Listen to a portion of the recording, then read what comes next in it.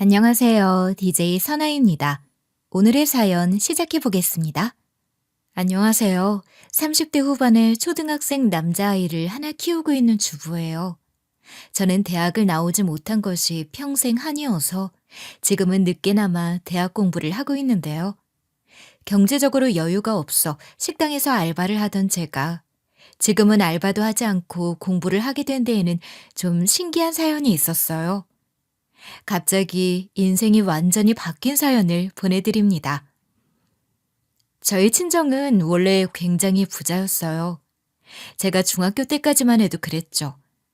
그런데 아버지가 돌아가시고 사기까지 당하면서 집안 사정이 급격히 안 좋아졌어요.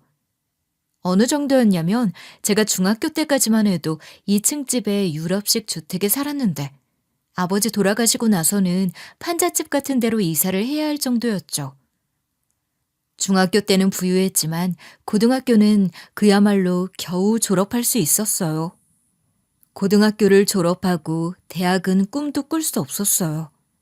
저는 돈을 벌어야 했거든요. 그래서 고등학교 졸업하자마자 운 좋게 중소기업에서 일을 하게 되었는데 그때 같은 회사에 다니던 남편을 만나 결혼을 하게 된 거였어요. 아이를 키우게 되면서 회사를 그만둔 저는 직장을 다닐 수 없어 식당에서 알바를 하게 되었죠. 너는 어떻게 된 애가 요리 하나를 해도 야무지게 못하니? 고등학교밖에 안 나온 티를 이런 식으로 내야겠니? 식당에서는 너 이러고 일하는데 잘리지도 않아? 저번에 어머님이 알려주신 대로 한 거예요. 그리고 이게 학교랑 무슨 상관이 있다고 그런 식으로 말씀을 하시는 거예요? 매번 그렇게 말씀하실 때마다 속상해요. 네가 대학 못 간 게 내 잘못이냐? 네가 정말로 공부를 잘했으면 장학금을 받으면서라도 대학을 다녔겠지. 그리고 너 집안일 하는 거 보면 머리가 나쁜 건 맞는데 뭘. 제가 그렇게 마음에 안 드세요? 저도 학교 가고 싶었어요. 제 사정이 안 좋아서 못 간 걸 가지고 구박을 하시면 전 대체 어떻게 해야 돼요? 잘한 것도 없으면서 어디 씨미한테 대들어? 네가 우리 아들 수준에 맞기는 해? 너 솔직히 우리 집에 어울리지도 않는데 어쩔 수 없이 받아들인 거야. 제가 미우신 건 알겠는데요. 저도 열심히 살아보려고 하잖아요. 제가 노는 것도 아니고 집안일 하면서 일도 하고 살림의 보탬이 되어보려고 하는데 굳이 그렇게까지 말씀하셔야 해요? 하지만 제가 고졸이었던 것이 시모에게는 못마땅한 일이었어요. 남편은 전문대 나왔는데 저는 고졸인데다 친정도 가난한 것을 영 못마땅해 하셨어요. 그래서 틈만 나면 제가 고졸이라는 걸로 트집을 잡곤 하셨어요. 저 학교 다닐 때 공부 잘했고 그래서 대학 욕심도 있었지만 집안 사정이 어려워도 너무 어려워서 대학을 못 간 건데 정말 서러웠죠. 한 번은 이런 일도 있었어요. 어느 날 시모가 저희 집에 오겠다고 하더라고요. 배달 음식 시키지 말고 전도 부치고 잔치 음식으로 8인분 정도 준비해 놓아라. 네? 갑자기 왜요? 친척 어른들이라도 오시나요? 갑자기 그렇게 말씀하시니까 저는 대체 무슨 상황인지 알 수가 없어서요. 앞으로 3시간 남았으니까 잔마을 말고 그 안에 준비해라. 내가 도착했을 때 밥상 제대로 안 차려져 있으면 나 가만히 안 있을 거다. 어머님, 근데 저 오늘 일하러 가는 날이에요. 그리고 미리 말씀해 주셨으면 미리 준비를 했을 텐데 갑자기 오신다고 해서 저도 당황스러워요. 오늘 말고 다른 날 준비하면 안 될까요? 식당에다가는 하루 쉰다고 해. 그까짓 알바가 뭐라고 시애미 말을 거역하면서 가겠대? 8인분이나 음식 준비를 하려면 3시간도 너무 부족해요. 제가 어떻게 3시간 만에 혼자 장보고 음식까지 다 하겠어요. 그건 말이 안 되잖아요. 계속 안 된다 소리나 할 거면 전화 끊어라. 난 분명히 미리 말했으니까 알아서 해. 3시간 만에 8인분 음식을 손수 만들어서 준비하라는 시모의 말에 저는 스트레스로 머리가 터져버릴 것 같더라고요. 마음 같아서는 때려치우고 그냥 알바나 가고 싶었지만 시모의 목소리가 그날따라 아주 비장하기 그지없었죠. 시모는 배달 음식은 안 된다고 했지만 저는 시간이 없었기에 가까운 시장에 가서 만들어진 전과 잡채 같은 반찬들을 전부 사왔어요. 지금 생각해보면 왜 그렇게까지 시모의 말을 잘 들었나 싶지만 그때는 남편과 결혼한 지 2년밖에 안 된 신혼이라 착한 며느리이고 싶었던 것 같아요. 그런데 저에게 그리 정성껏 음식을 준비하라고 한 시모가 데려온 사람들이 누구였는지 아세요? 전부 시모의 친구들이었어요. 친구들을 7명이나 데리고 와서는 제 수발을 들면서 제가 차린 음식을 먹더라고요. 그리고는 자기 집보다 더 편하게 앉아 수다를 원 없이 떠는데 황당하기 그지없더라고요. 자기 집 놔두고 왜 저희 집에서 이러는지 이해가 안 되더라고요. 요즘 이런 며느리가 어딨니? 시애미 친구들 온다고 식사도 준비하고 말이야. 시모 친구 중에 한 분이 저를 칭찬하자 시모가 그 말이 못마땅했는지 얼굴을 찌푸리며 말을 하더라고요. 재주 없는 며느리가 그래도 착하기는 해서 다행이지. 돈도 없지, 머리 나쁘지, 재주도 없는데 그래도 내가 시키는 거 하나는 아주 잘해. 우리 집 며느리가 아니라 우리 집 일하는 아줌마로 만났으면 딱 좋았을 텐데 말이야. 저는 그 말을 듣는 순간 분노로 머리가 핑 도는 것 같았어요. 매일 가야 하는 알바도 가지 않고 음식 사와서 대접했더니 들은 말이 고작 저런 말이었어요.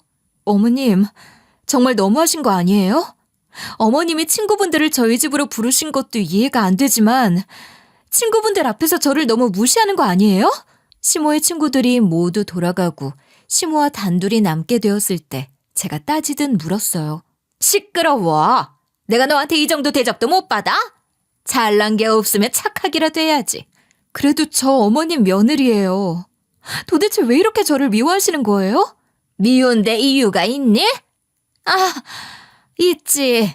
고졸에 가진 거 없이 우리 아들 꼬신 거. 그게 그렇게 잘못이에요? 제가 어머님께 실수한 것도 없는데 단지 그게 이유라고요? 됐다. 너랑 더 길게 얘기하고 싶지도 않어. 내가 앞으로 친구들 데리고 종종 이 집으로 올 거니까 그런 줄 알아라. 알바한다고 핑계 대기만 해봐. 어머님 친구들인데 왜 저희 집으로 오세요? 저 부려먹으려고 이러시는 거예요? 정말 저에 대한 존중이 너무 없으신 거 아니에요? 우리 집으로 사람을 부르면 우리 집이 더러워지잖아. 그래도 젊은 네가 고생하는 게 낫지 내가 고생을 해야겠니? 몸으로 때우는 건 네가 잘하니까 너한테 맡기는 거다. 지주제에 존중을 바래? 웃기기도 하지. 그때부터였어요. 시모와 사이가 제대로 틀어진 게. 남편과의 사이는 나쁘지 않은 편이었지만 고부 갈등으로 결혼 생활이 힘들다고 느꼈던 적은 자주 있었어요.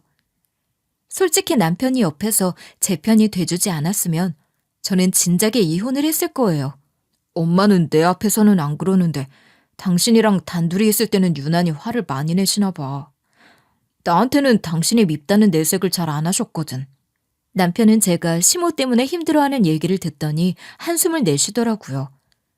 시모가 저를 미워하는 줄은 몰랐지만 이 정도일 줄은 몰랐다고 하더라고요. 그게 잘못된 행동이라는 걸 본인도 아시는 거지. 그래서 난 더 억울해. 사람들 있을 때 그러면 누가 말 얘기라도 하지. 당신이랑 시동생이 있을 때는 나한테 그런 내색도 안 하셔. 그래도 난 당신 힘든 거 다 알아. 그래서 미안해. 내가 큰 역할을 못 해주는 것 같아서. 그래도 당신이 시댁 가면 항상 내 옆에서 일도 도와주고 그러잖아. 당신도 노력하는 거 알아. 그나마 남편이 저의 힘든 점을 알아주어서 제가 버틸 수 있었던 거였어요. 그렇게 결혼 생활 10년 차 되었을 때 시동생이 결혼을 한다고 하더라고요. 명문대 교수야? 그 어린 나이에? 아이고, 우리 집안에 드디어 엘리트가 들어오네. 이제야 우리 집도 수준에 맞는 사람이 들어오는구나. 정말 인성도 좋은 사람이고 따뜻한 사람이야. 집안이 많이 힘들었는데 공부도 열심히 했대. 네가 평범한 직장인인 것도 괜찮대? 엄마는 괜히 그걸로 너 무시당할까 봐 걱정이다. 그런 걸로 사람 평가하는 사람 아니야. 무엇보다도 인성이 좋아서 결혼까지 결심한 거예요. 엄마도 보면 알 거예요. 그렇다면 다행이다. 그렇게 배운 사람이 인성까지 좋다니 그런 복덩어리가 어딨니? 시모는 사람의 배경을 보면서 남의 인성을 걱정하는 것이 어이가 없었죠. 어쨌든 예비동서가 될 사람이 명문대 교수라는 말에 시모가 정말 좋아했어요. 시동생은 평범한 직장인이었는데 대학 교수가 며느리가 된다고 하니 시모의 입이 귀에 걸리더라고요. 항상 고졸 며느리가 못마땅한 시모 입장에서는 교수 며느리가 얼마나 예뻐 보일지 알만하더라고요. 그래도 저에게 대하는 것과 너무 다른 시모의 태도가 꼴보기 싫었어요. 결혼도 하기 전에 시모에게 사랑받는 예비 동서가 부럽기도 했고요. 전 좀 소외된 기분이 들긴 했지만 그래도 집안에 새로 들어오는 사람한테는 잘해주고 싶었죠. 너 지금 어디 있니? 오늘 저녁에 가능하나 빨리 좀 우리 집으로 와라. 제가 곧 있으면 일 끝나는데 옷이 좀 그래서요. 집에 들러서 옷만 갈아입고 가면 안 될까요? 그럴 시간 없으니까 그렇지. 일 끝나는 대로 최대한 빨리 집으로 와. 시간 끌지 마라. 일하던 중에 시모의 다급한 전화를 받았죠. 음식 냄새가 잔뜩 묻은 옷을 그대로 입은 채로 시댁에 가는 것이 영 찝찝했지만 급한 일이라고 하니 한우 수 없이 일이 끝나자마자 후줄근한 차림으로 시댁으로 향했어요. 그런데 그 급한 일이라는 게 예비동서가 시댁에 인사를 오는 거였어요. 시모가 미리 말해주지 않아서 저는 너무 당황스러웠죠. 그래도 첫 만남에 땀과 음식 냄새의 쩔은 모습을 보여주고 싶은 사람이 어디 있겠어요? 미리 좀 알려주지 그러셨어요. 급하게 오느라 일 끝나자마자 옷도 못 갈아입고 왔어요. 모두가 저를 바라보는데 수치스럽기까지 하더라고요. 저에 대한 배려라고는 눈꽃만큼도 찾아볼 수 없었죠. 아줌마, 멀뚱멀뚱 서 있지 말고 우리 며느님이 시장하시니 밥부터 차려요. 근데 시모는 저의 후줄근한 모습에 눈을 흘기며 며느리라고 부르지 않고 일하는 아줌마 취급을 하더라고요. 귀한 며느리가 시집을 온다는데 고졸에 음식 냄새를 풀풀 풍기며 후줄근한 제 모습이 마음에 안 든다 이거였죠. 아무리 그래도 그렇지 어떻게 저한테 아줌마라고 부를 수가 있는지 저는 수치심과 분노로 손까지 떨리더라고요. 이런 취급이나 하려고 저 부르신 거예요? 어머님, 저도 며느리예요. 예비 동서가 오는 줄 알았으면 저도 이 꼴로 오지는 않았죠. 그냥 급한 일이라고만 하시면서 옷도 못 갈아입고 그냥 오게 하신 건 어머니잖아요. 어차피 동서도 결혼하면 제가 이 집 큰 며느리인 거 다 알게 될 텐데 그렇게 말씀하시는 게 더 부끄러운 일 아니에요? 식당에서 일하다가 전화 받고 급한 일인 줄 알고 바로 달려왔는데 저한테 너무하신 거 아니에요? 어떻게 사람을 앞에 두고 이런 취급을 하실 수가 있어요? 서러움이 폭발하더라고요. 저는 당장에 따졌죠. 네가 하는 일 안 궁금하니까 말하지 않아도 돼. 그냥 가만히나 있어. 조용히 음식이나 차리면 안 되겠니? 그게 그렇게 어려워? 시모는 그 와중에 제가 식당에서 일한다는 얘기가 나오니까 또 창피해하더라고요.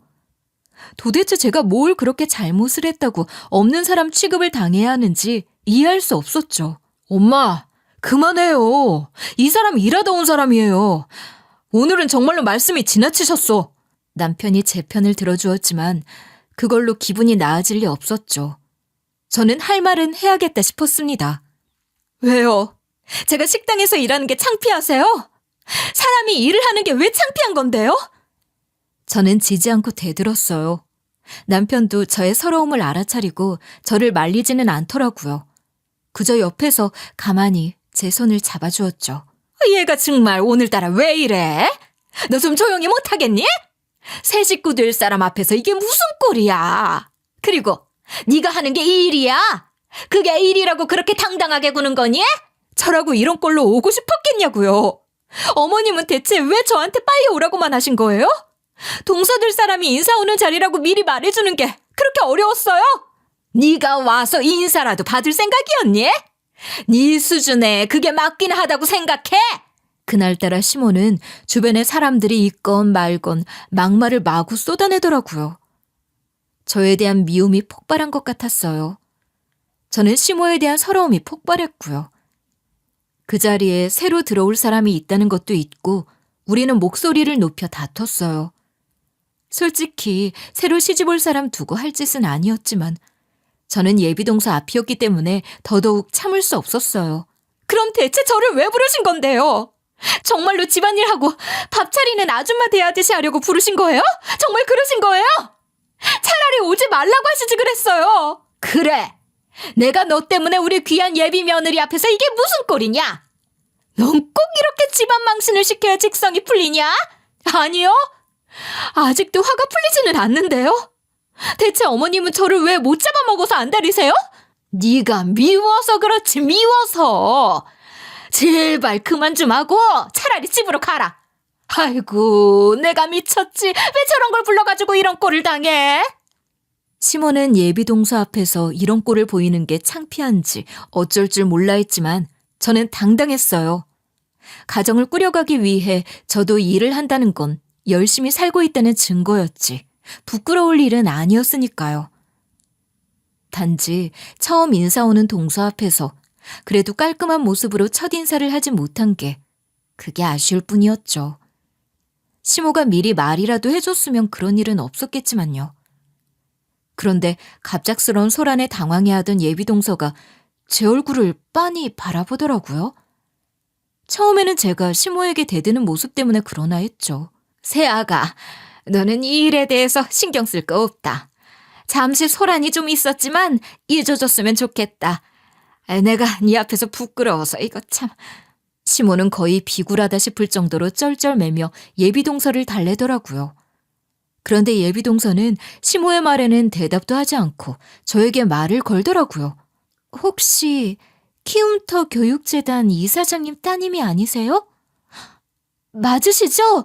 따님 맞죠? 저는 예비동서의 말을 듣는 순간 저는 아버지가 떠올라서 순간 울컥하더라고요. 이 집 식구들도 모르는 저의 과거에 대해 처음 보는 예비동서가 어떻게 알고 있는 건지 놀랐어요. 제가 아무 말도 못하고 눈물만 줄줄 흘렸더니 예비동서는 제 손을 붙잡고 같이 울다가 갑자기 제 앞으로 무릎을 꿇고 엎드리더라고요. 제가 그 교육재단에서 운영하는 학교에서 장학금 받고 공부했던 학생이거든요. 저 많이 어려울 때 공부하게 해준 이사장님, 그리고 그 따님, 저 전부 기억해요. 언니도 우리 학교 학생이었잖아요. 예비동서가 저를 정확히 알아본 거였어요. 저희 아버지는 생전에 교육재단을 운영하는 이사장님이었거든요. 아버지는 어려운 학생들도 공부할 기회를 가져야 한다고 장학금을 마련해서 주었고요.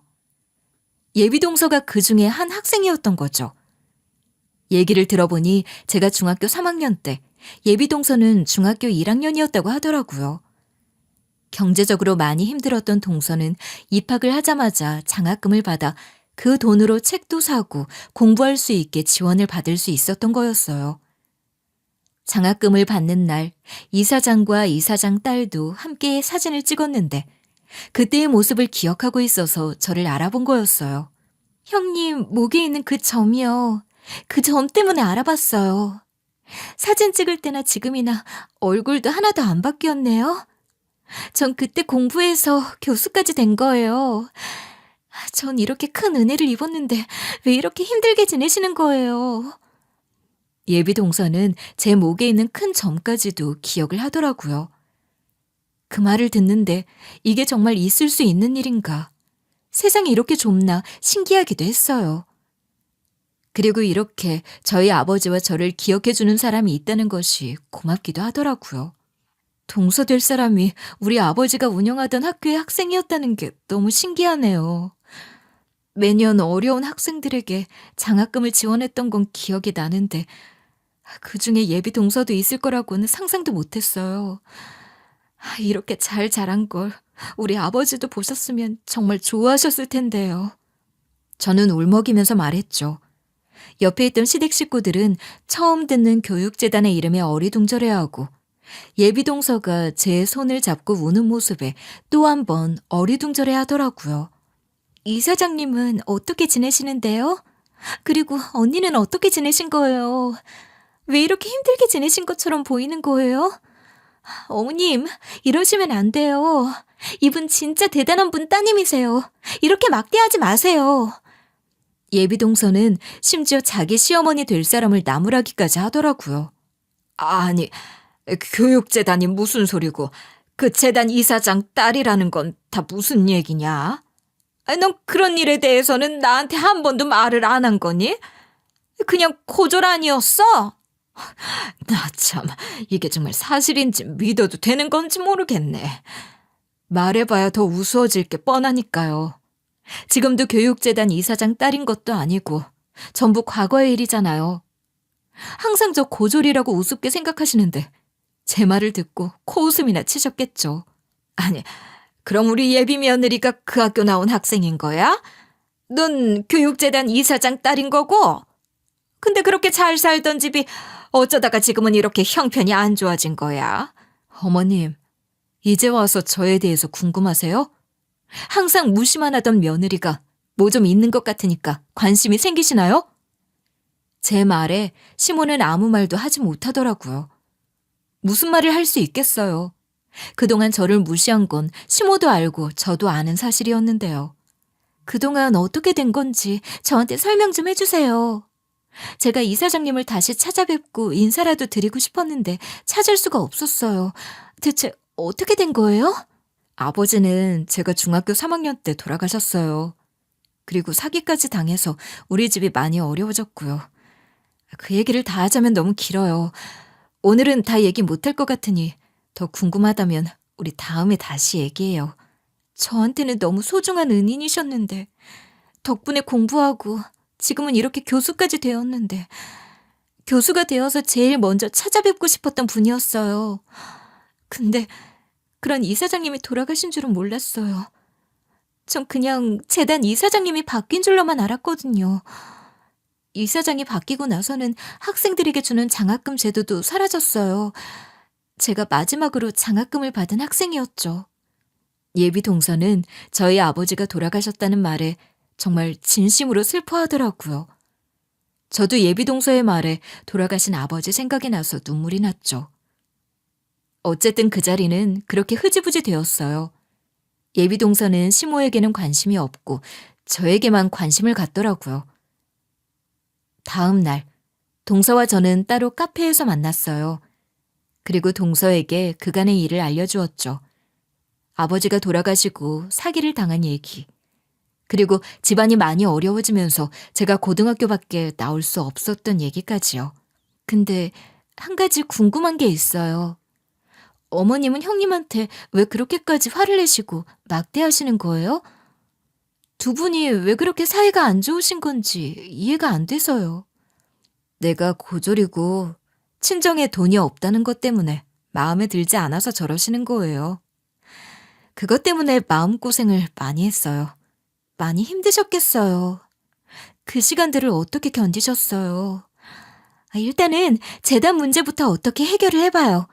제가 도와드리고 싶어서 그래요. 아는 변호사들이 있는데 변호사 통해서 재단을 되찾을 방법이 없는지 알아볼게요. 내 얘기 들어준 것만으로도 이렇게 고마운데 변호사까지 알아본다고요? 왜 그렇게까지 하는 거예요? 제가 말씀드렸잖아요. 제가 이렇게까지 될 수 있었던 건 전부 이사장님 덕분이었어요. 그때 공부고 뭐고 집안이 너무 어려워서 어린 나이인데도 전부 포기해야 한다고 생각했거든요. 근데 장학금 받고 공부하면서 꿈도 생기고 지금의 제가 될 수 있었어요. 저도 늦었지만 돕고 싶어요. 예비 동서의 말에 저는 울컥하더라고요. 그날 바로 예비 동서는 아는 변호사를 모두 동원해 아버지의 재단에 대해 알아보았어요. 하지만 시간이 많이 지나기도 했고 사기를 당했다는 증거를 찾는 것도 쉽지 않다고 하더라고요. 이미 사기를 친 쪽에서 손을 써놓은 상태였던 거죠. 제가 알아보겠다고 해놓고 결과가 좋지 않아서 죄송해요. 변호사들이 백방으로 알아보았는데 교활한 사람들이 벌써 손을 써놓았더라고요. 정말 죄송해요. 죄송하다뇨. 그런 말 하지 마세요. 도와주는 것만으로도 충분히 큰 힘이 됐어요. 우리 아버지 기억해주는 사람 만나서 되게 반가웠어요. 그래도 좋은 소식 하나 있어요. 이사장님이 예전에 재단에 개인적으로 땅을 빌려준 게 있어요. 그건 돌려받을 수 있을 것 같아요. 그건 법인 재산이 아니라 개인에게 투자받은 항목으로 되어 있어서 지금도 효력이 있다고 하네요. 그건 충분히 돌려받을 수 있으니까 희망이 아주 없는 건 아니에요. 그럼 그 땅을 되찾을 수 있다는 거예요? 전 그런 땅이 있는 줄도 몰랐어요.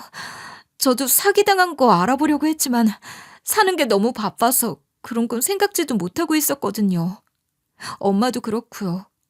몇 번 알아보려고 했는데 변호사 비용도 만만치 않고 아버지 재산도 없다는 것만 알았죠. 재단을 되찾는 건 어렵지만 땅을 되찾는 건 바로 진행할 수 있어요. 그리고 그 땅을 빌려준 동안에 이자가 쌓여서 그것도 현금으로 같이 받을 수 있다고 하더라고요. 이 정도밖에 도움을 못 드려서 너무 죄송해요. 정말 고마워요. 난 그것만으로도 너무 감사해요. 우리 친정엄마가 고생을 너무 많이 했는데 예전만큼은 아니더라도 조금이라도 편하게 지내셨으면 좋겠어요. 편하게 지내시고도 남을 거예요. 땅이 생각보다 굉장히 평수가 커요. 이사장님의 개인 재산을 거의 다 법인에 빌려주신 거라서 밀린 이자에 땅까지 다 받으실 수 있을 거래요. 그 뒤로는 일사천리였어요. 밀린 이자는 현금으로 받았고 땅까지 돌려받을 수 있었죠. 반은 친정엄마의 이름으로, 반은 제 이름으로 받을 수 있었어요.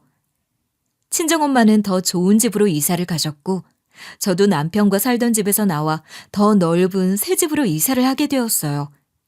갑자기 로또를 맞은 것보다도 큰 돈이었기에 저는 남편과 손을 부여잡고 콩콩 뛰었죠. 당신 이제 알바 안 해도 되고 앞으로 하고 싶은 거 마음껏 할 수 있잖아. 뭐부터 하고 싶어? 생각해 본 적 없어? 나 대학 공부하고 싶어. 그래서 박사과정까지 밟고 싶어. 그동안 못한 공부 전부 다 할래. 아이고, 당신 앞으로 무지하게 바빠지겠다. 그래, 못했던 공부 마음껏 하고 당신 하고 싶은 대로 하고 살아. 공부를 하겠다는 제 말에 남편은 응원을 해주었죠. 제 인생이 다시 시작되는 것 같았어요.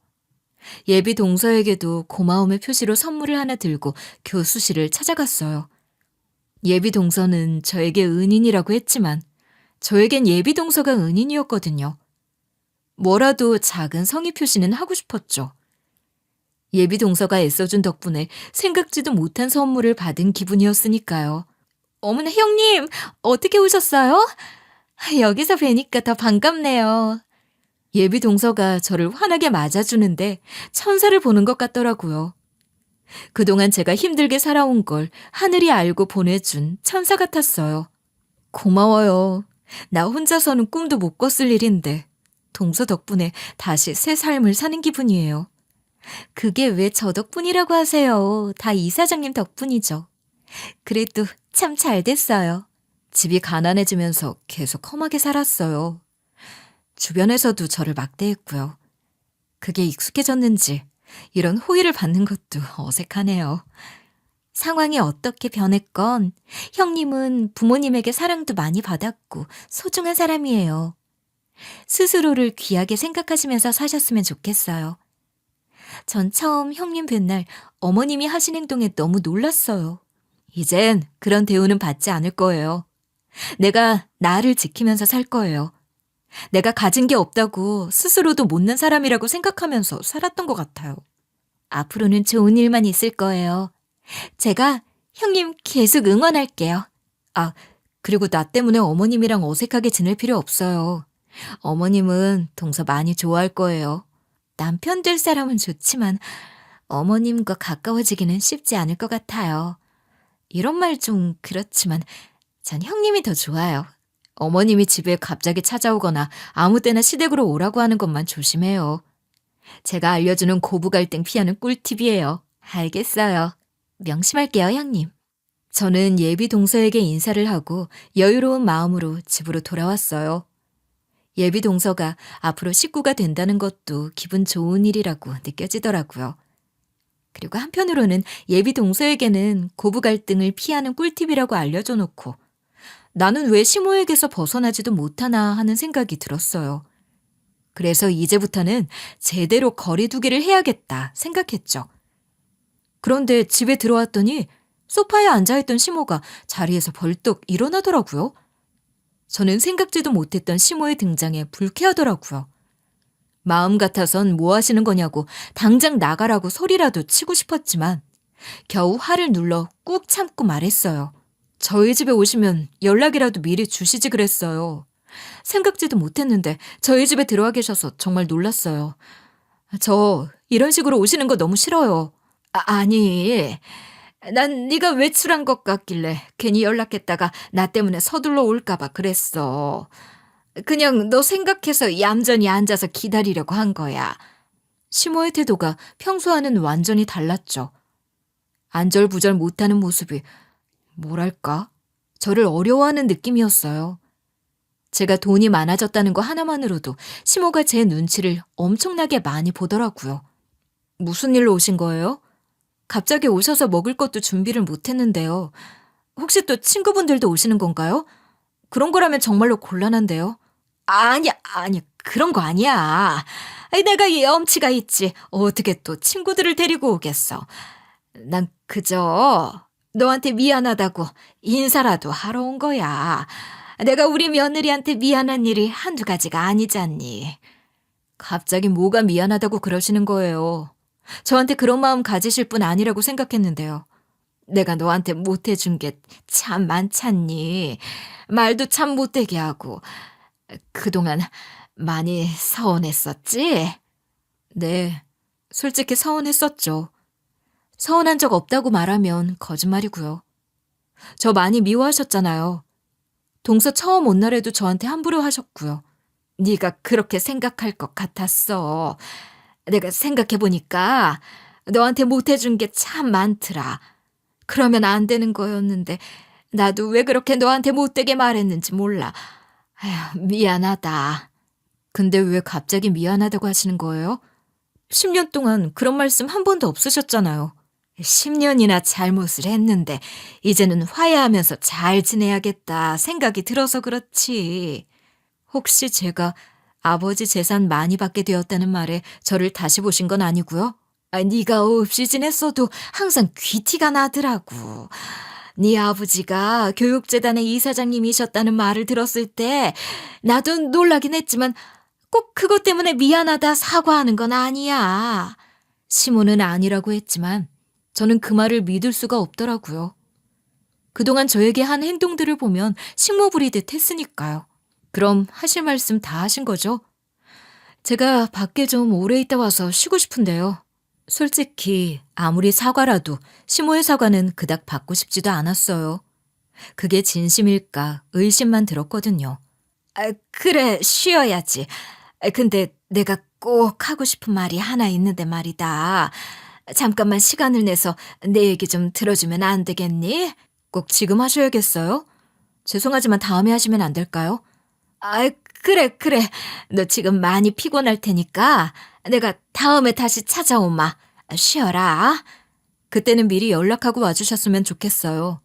갑자기 어머님이 제 집에 앉아 계시니까 너무 당황스러워서요. 그래, 내가 다음에는 꼭 미리 연락하고 올게. 일단 잘 쉬고 우리 다음에 보자. 얼굴을 마주하고 시모와 한 공간에 있고 싶지도 않았어요.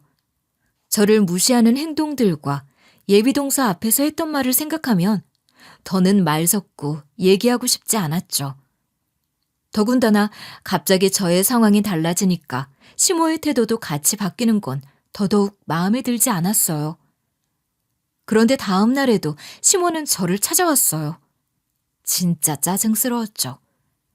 그래도 미리 연락을 하고 찾아온 거라 그냥 내쫓을 수는 없었어요. 듣기는 싫지만 얘기는 들어보기로 했죠. 내가 귀찮게 한 건 아니지?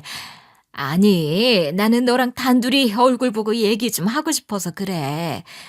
내가 그동안 우리 복덩이를 못 알아본 게 미안하기도 하고, 그동안 내가 너무 차갑게 한 거 미안하다고 다시 한번 말해주고 싶어서 너 피곤할 텐데 내가 찾아왔다. 저는 그동안 한 번도 어머님한테 부족하게 대한 적이 없는데 제 배경만 보고 절 미워하셨잖아요. 근데 그런 제가 어떻게 갑자기 복덩이가 된 거예요? 너 그동안 서운했던 거 안다.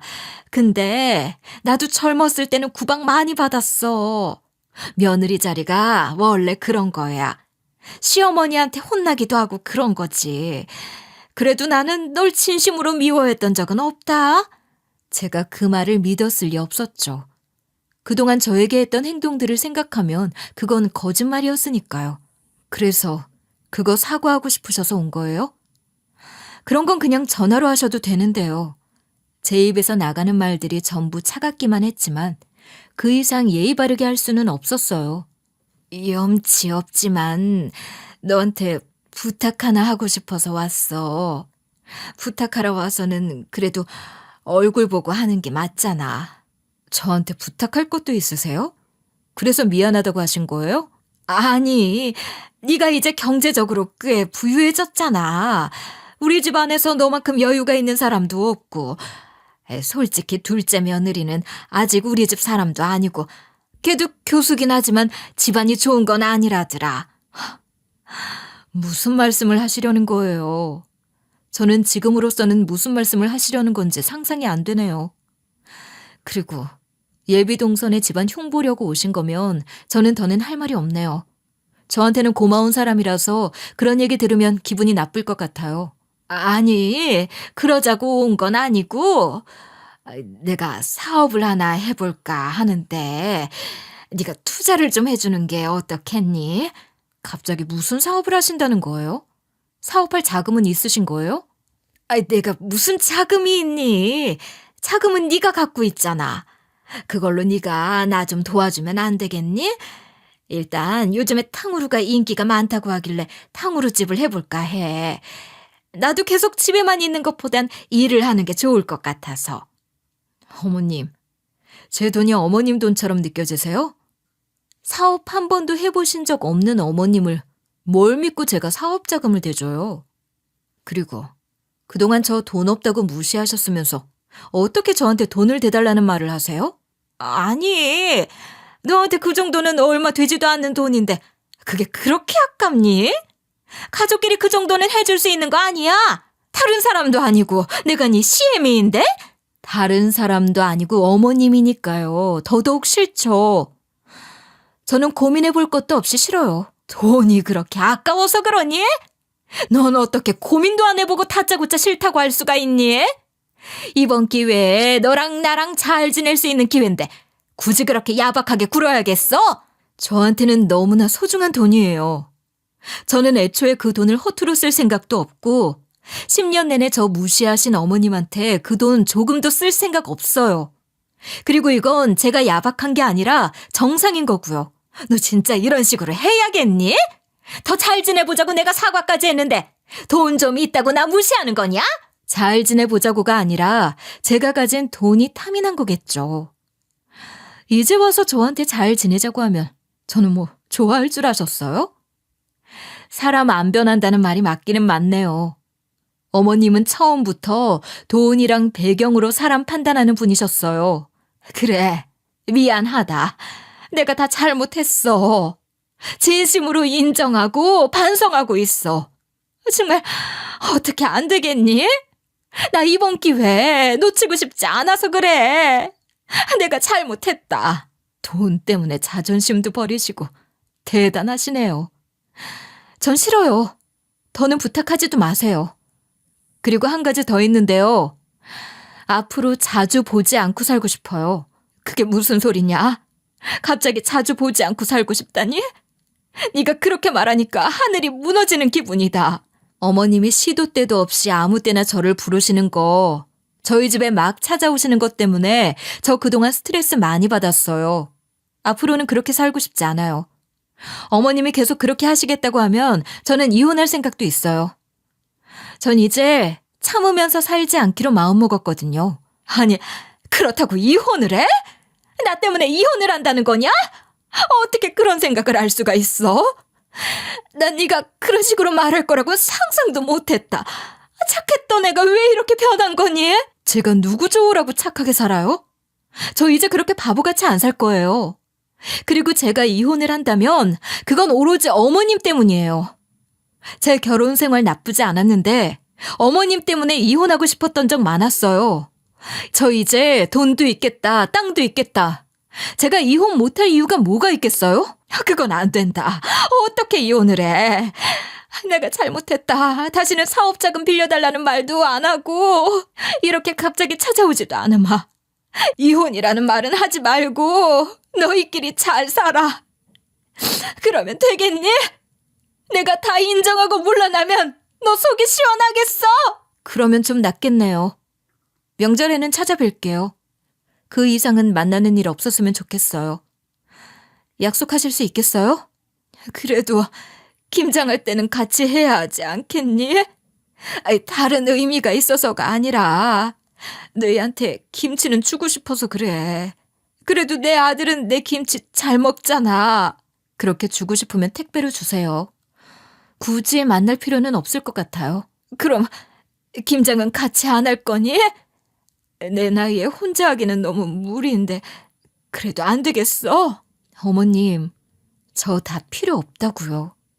어머님이랑 조금도 엮이기 싫어서 이혼하고 싶은 건데 또 딴소리 하실 거예요? 그래, 알았다. 내가 더는 너희 귀찮게 안 하고 사업이 어쩌고 말도 꺼내지 않으마. 이혼한다는 말은 다시는 꺼내지 말아라. 시모가 고개를 떨구더라고요. 그렇다고 안타까워 보였냐고요? 전혀 그렇지는 않았어요. 지금까지 시모가 저에게 한 짓들을 생각하면 제가 한 말 정도는 아무것도 아니었죠. 그 정도면 예의를 차려서 말한 거라 생각했죠. 그럼 저 이제 집에서 할 것도 있고 한데 그만 가주시겠어요? 다음 명절에 뵐게요. 시모는 그렇게 저희 집에서 쫓겨나듯 나갔고 저는 그동안 못했던 말을 하느라 속이 다 시원하더라고요. 그리고 몇 달 뒤에 예비 동서는 정말로 제 동서가 되었어요. 시모랑은 연락도 안 하고 지냈지만 저와 동서는 친자매처럼 친하게 지냈죠. 형님, 이제 강의 시작되면 많이 바쁘시겠어요. 공부할 준비는 되신 거죠? 그럼 동서 덕분에 수강 신청하는 것도 잘했어. 지금 열정이 엄청나서 수석도 할 수 있을 것 같아. 응원할게요. 꼭 좋은 성적 거두시고 석사과정, 박사과정까지 쭉 공부하세요. 고마워, 동서. 이게 전부 동서 덕분인 거 알아. 동서 내일 우리 집 와서 저녁 먹고 가. 동서가 좋아하는 음식 많이 해줄게. 그럼 내일은 제가 가고 이번 주말에는 제가 대접할게요. 제가 요리는 못하지만 형님한테는 정성을 다해서 대접할게요. 요즘 정말 새 인생을 사는 것 같아요. 자매 같은 동서도 생기고 저를 미워라 하던 시모와는 멀어지고 넓고 좋은 새 집이 생겼고요. 그중에 가장 마음에 드는 건 제가 공부를 시작했다는 거였어요. 더는 돈 때문에 허덕이지 않고 늦게나마 공부를 하게 된 것이 너무나 행복했죠. 시모는 제가 명절에 시댁에 찾아가면 제 눈치를 보곤 해요. 제 눈치만 보는 게 아니라 동서 눈치도 보더라고요. 시모가 그렇게까지 할 필요는 없지만 굳이 얘기하지는 않았어요. 어쨌든 연 끊지 않고 지내는 게 어디예요? 그래서 요즘은 어떻게 지내고 있냐면요. 학교 공부하느라 정신이 없어요. 남편도 동서도 저의 공부를 응원해주고 있어서 그래도 신이 나요. 저희 친정엄마는 아버지 돌아가신 이후로 계속 고생만 하셨는데 지금은 일도 안 하시고 넓고 좋은 집에서 여유롭게 지내고 계세요. 제가 엄마를 자주 찾아뵙는데 표정이 정말 많이 좋아지셨더라고요. 예전에는 고민으로 항상 찌푸린 얼굴이었는데 요즘엔 곧잘 웃으시거든요. 그리고 저는 남편과는 사이가 좋아요. 경제적으로 여유가 생기니까 사이가 더 좋아진 거라고 생각했는데 그게 아니라 시모와의 갈등이 사라져서 남편과 사이가 더 좋아진 거더라고요. 그래서 요즘엔 참 즐겁고 활기차게 지내요. 저는 앞으로도 공부를 열심히 하고 동서와도 계속 잘 지낼 것 같아요. 여기까지가 저의 사연이었어요. 제 얘기를 들어주신 모든 분들께 감사의 인사를 전해요. 모두 즐거운 하루 보내세요.